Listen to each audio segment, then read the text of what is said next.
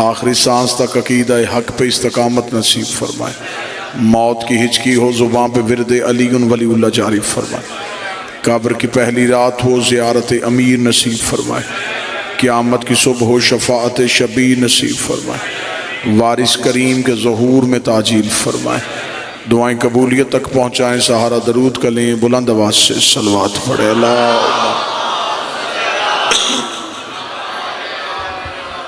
اجازت ہے ذکر شروع کیا جا سکے۔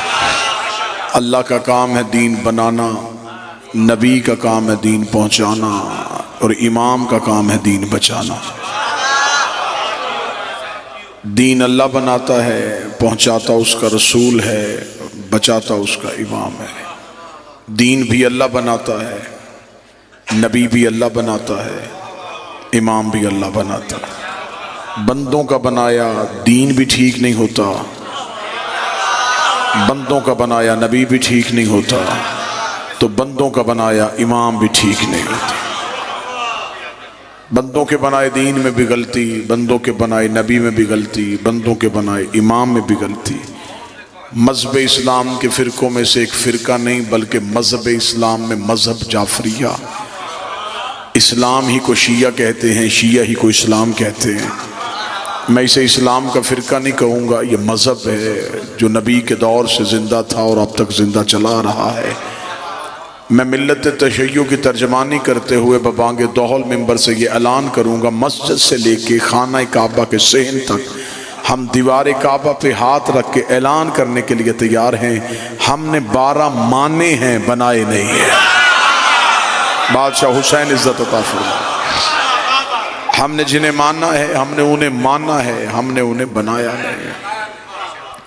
ہمارے 12 ائمہ میں سے ایک بھی ہمارا بنایا ہوا نہیں، بنائے اللہ نے، ہاں ہم نے صرف مانے ہیں۔ دین میں امام کی ضرورت بڑی ہے، دین میں امام کی اہمیت بڑی ہے۔ وجہ کیا ہے؟ میں وجہ پڑھ دیتا ہوں۔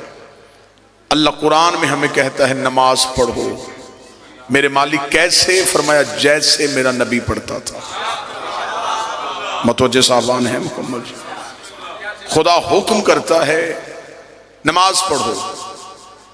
ابھی قرآن منبر پہ لے آؤ، بائے بسم اللہ سے لے کے سینے والناس تک قرآن میں حکم نماز ہے، طریقہ نماز نہیں۔ خدا نے یہ نہیں بتایا اتنی دیر قیام کرو، یہ سورت پڑھو، رکوع میں اتنی دیر جھکو، سجدہ اتنی دیر کرو، فجر کی نماز میں اتنی رکعتیں پڑھو، ظہر کی اتنی پڑھو، یہ نہیں۔ حکم ہے نماز پڑھو، کیسے؟ جیسے نبی پڑھتا تھا۔ روزہ رکھو، میرے مالک کتنی دیر کا؟ جتنی دیر کا نبی رکھتا تھا۔ زکوٰۃ دو، میرے مالک کتنی؟ جتنی میرا نبی دیتا تھا۔ کعبے کے چکر کاٹو، طواف کرو، میرے مالک کتنی دفعہ چکر لگائیں؟ جتنے میرے نبی لگاتا تھا۔ خدا نے ہمیں پورے دین میں نبی کا محتاج کر دیا۔ نبی کی اطاعت کے بغیر نہ نماز پڑھی جا سکتی ہے، نبی کی اطاعت کے بغیر نہ روزہ رکھا جا سکتا۔ اب ہم بہت بعد میں آنے والے لوگ ہیں، ہمیں کون بتائے گا کہ نبی کیسے پڑھتے تھے؟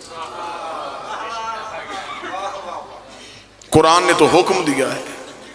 جب حدیث کی کتابوں میں آئے تو کسی امام نے کوئی حدیث لکھی، کسی نے کوئی حدیث لکھی، کسی نے کوئی حدیث لکھی۔ ہر ایک نے اپنے امام کے کہنے پہ نماز کا طریقہ بدل دیا۔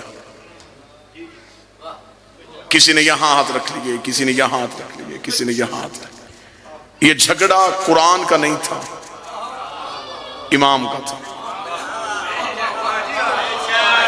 یہ لڑائی قرآن نے شروع نہیں کی، امام نے شروع کی ہے۔ یہاں ہاتھ باندھنے والا نیچے کرنے کو تیار نہیں، نیچے ہاتھ باندھنے والا اوپر کرنے کو تیار نہیں، کھولنے والا باندھنے کو تیار نہیں، باندھنے والا کھولنے کو تیار نہیں۔ ہر بندہ کہتا ہے میری نماز ٹھیک ہے، میری نماز ٹھیک ہے، میری نماز ٹھیک ہے۔ یہ لڑائیاں بعد میں کریں گے، نماز کس کی ٹھیک ہے پہلے یہ پتہ کرتے ہیں امام کس کا ٹھیک ہے۔ جو بول سکے وہ ہاتھ اٹھائے۔ پہلے یہ طے کرتے ہیں کہ امام کس کا ٹھیک ہے۔ جس کا امام ٹھیک اس کی نماز ٹھیک، بسم اللہ سے، جس کا امام ٹھیک اس کا روزہ ٹھیک، کیونکہ امام معیار ہے عبادت کا۔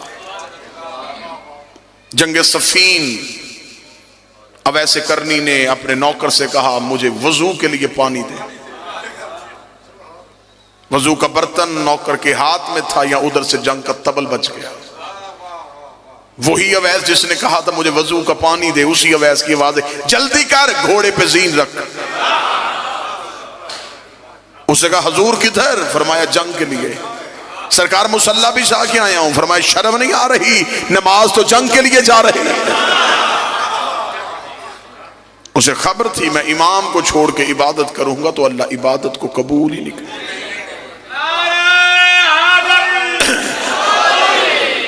جو نتیجہ دینا چاہتا ہوں وہ نتیجہ جیسے جیسے آپ توجہ کرتے جائیں گے نتیجہ قریب ہوتا جائے گا.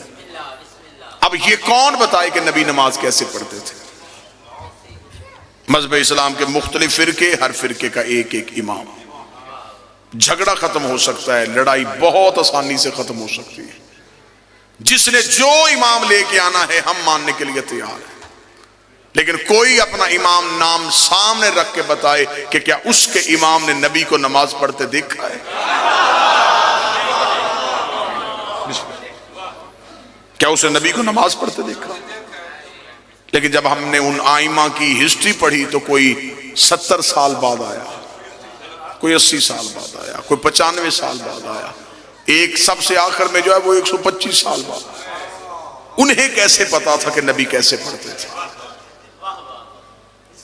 اب اس کا مطلب ہے مذہب اسلام کے جتنے فرقے ہیں انہوں نے جن اماموں سے پوچھا ان اماموں نے مصطفیٰ کو دیکھا نہیں، انہوں نے مصطفیٰ سے مذہب کو سنا اور سن کے آگے بتایا. اب ہم سے پوچھو کہ ہم شیعہ ہاتھ کھول کے نماز پڑھتے ہیں، ہم شیعہ روزے کا وقت ایسا کیوں رکھتے ہیں؟ ہم سے پوچھو کہ ہم نے دین کہاں سے لیا ہے؟ عزت قرآن کی قسم ہے ہم نے کسی سے سن کے نہیں لیا. رسول سجدے میں ہوتے تھے، یہ پشت پہ ہوتے تھے. رسول بازار میں ہوتے تھے، یہ کاندھوں پہ ہوتے. اہل بیت وہ ہیں جنہوں نے نبی کو تنہا نہیں چھوڑا. صحابی دین مکمل دے نہیں سکتا کیونکہ صحابی گھر کے اندر نہیں جا سکتا.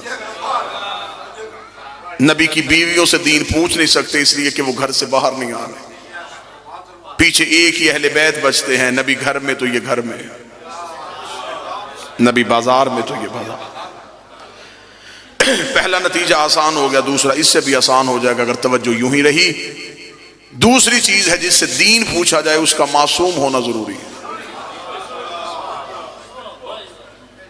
دین ہمیشہ معصوم بتاتا ہے. معصوم کے علاوہ دین پوچھیں گے تو دین میں غلطی ہو جائے گی، غلطی ہو جائے گی تو دین غلط ہو جائے گا. جب دین غلط ہو جائے گا تو پھر نماز، روزہ، زکوٰۃ، عبادات ساری کی ساری غلط ہو جائے گی. بسم اللہ. اب دین کس سے پوچھنا ہے؟ معصوم سے. عزت صحابہ کے بل پاس کرواؤ، ناموس صحابہ کے نام پہ لوگوں کی گردنیں کاٹو یا گھر چلاؤ. کوئی مولوی میری آنکھوں میں آنکھیں ڈال کے بتائے صحابہ کی عزت ہے، اطاعت نہیں ہے. عزت ہے، اطاعت نہیں. اطاعت کیوں نہیں؟ اطاعت ہے معصوم کی. صحابی معصوم نہیں. دین ہمیں لینا ہے معصوم سے.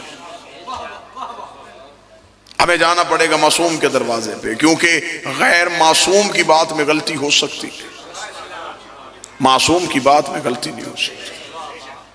میں تقریر کروں، تقریر کرنے کے بعد کہوں کہ میرا مجمع جو میں نے تقریر کی ہے مجھے سنائے، تو میری تقریر میں اور آپ کی بتائی ہوئی بات میں فرق آ جائے گا. آپ مجلس سن کے باہر جائیں گے، آپ پورے چکوال میں پھیل جائیں. لوگ پوچھے کدھر تھے؟ پدراڑ تھے. کیوں؟ مجلس تھی. کس نے پڑھا؟ ایک خطیب آیا تھا. کیا پڑھا؟ میری تقریر آپ نے اپنے انداز میں سنائی.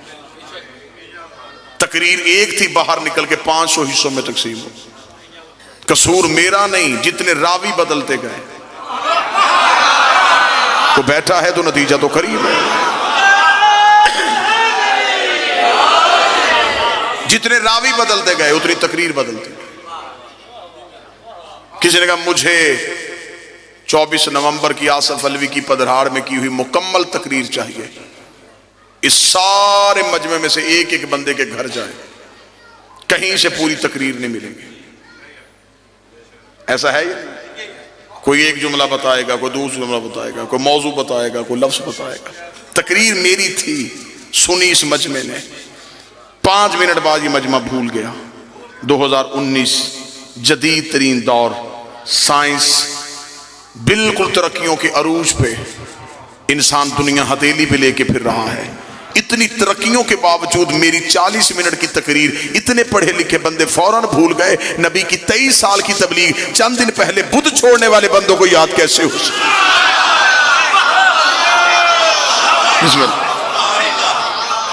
آپ میری بتائی ہوئی تقریر میں فرق ڈال سکتے ہیں، تو کیا انہوں نے نبی کی بات میں فرق نہیں ڈالا؟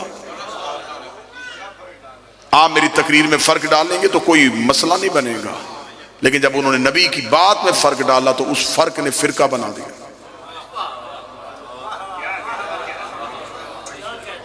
ایک فرقہ ادھر ہو گیا، ایک فرقہ ادھر ہو گیا، ایک فرقہ ادھر ہو گیا۔ یہ فرقے نبی نے نہیں بنائے، یہ فرقے راویوں نے بنائے، اماموں نے بنائے۔ امام بتاتے گئے، امام نے کہا نہیں ایسے کرتے تھے، وہ جو فرق تھا اس نے فرقہ بنا۔ اتحاد امت کی کوششیں ہو رہی ہیں، ہر ایک چاہتا ہے کہ مسلمان ایک ہو جائے، کوئی ایسا مسلمان نہیں جو یہ نہ چاہتا کہ مسلمان ایک۔ جب اتحاد امت کی بات کرتے تو ہر مسلمان ایک کہتا ہے اللہ ہمارا ایک ہے، نبی ہمارا ایک ہے، قرآن ہمارا ایک ہے، امت ایک کیوں نہیں؟ یہ سوالیہ نشان وہ مجمع میں چھوڑ کے چلا جاتا ہے، جواب نہیں دیتا۔ جواب میں دیتا ہوں، اللہ ہمارا ایک ہے، نبی ہمارا ایک ہے، قرآن ہمارا ایک ہے، ہم ایک اس لیے نہیں کہ ہمارا امام ایک نہیں۔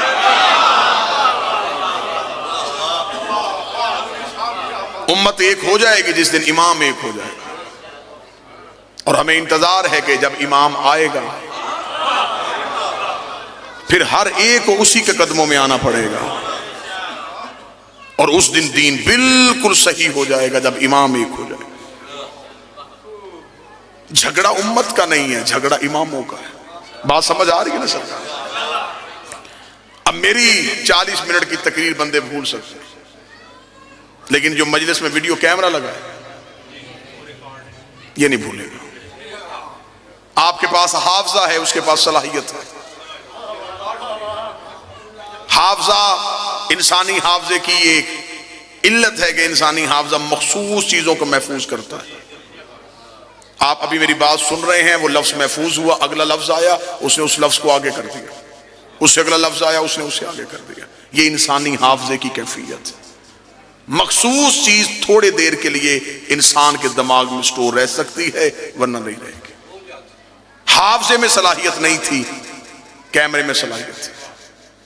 یہ میری بات کو محفوظ کر رہا ہے، محفوظ کر کے اس نے رکھ لیا۔ 25 سال کے بعد بھی اسے آن کرو، میں ایسے ہی بولنا شروع کر دوں گا جیسے اب بول رہا ہوں۔ نہ لہجہ بدلا، نہ تقریر بدلی، نہ لفظ بدلے، نہ روانی بدلی۔ پدھراڑ میں اگر لفظ کی قدر ہے تو میں یہیں پہ نتیجہ دینے لگا ہوں۔ ہم شیعہ مطمئن اس لیے ہیں، نبوت بول رہی تھی، امامت محفوظ کر رہی تھی، نبوت بول رہی تھی، امامت محفوظ کر رہی تھی۔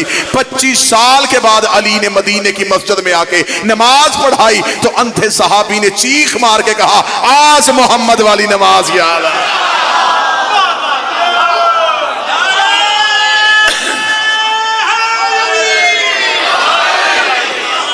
آج ہمیں نماز مصطفیٰ یاد آ گئی، آج ہمیں محمد کی نماز یاد آئی۔ کیوں؟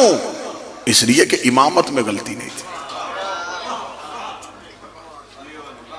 زمیندار ذمہ دار زیرک چہرے میرے سامنے تشریف فرما ہے، خلافت والوں کے گھر میں لڑائی دکھا سکتا ہوں، امامت والوں کے گھر لڑائی نہیں۔ میں باپ بیٹوں کے ہاتھوں قتل دکھا سکتا ہوں، خلافت والوں کے گھر۔ حکومت کے لیے بھائی کا خون کرنا دکھا سکتا ہوں، لیکن خلافت والوں کے گھر حکومت کا لالچ تھا نا، تخت کا لالچ تھا۔ امامت والوں کے گھر یہ لڑائی نہیں۔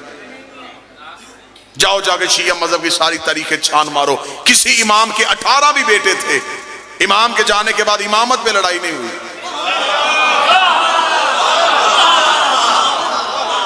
کہ اس امام کے گھر میں امام کے بیٹوں نے تلواریں نکال لی ہو کہ نہیں میں امام بنوں گا، دوسرے کا میں امام بنوں گا، تیسرے کا میں امام بنوں گا۔ امامت والوں کے گھر لڑائی کیوں نہیں ہوئی؟ اس لیے کہ انہیں پتا تھا امام ہم نے نہیں بنانا، امام اللہ نے بنانا ہے۔ تو پھر فیصلہ امت کیوں نہیں کرتی؟ جب امام کے بیٹے امام نہیں بنا سکتے تو غلام کے بیٹے امام کیسے بنا سکتے؟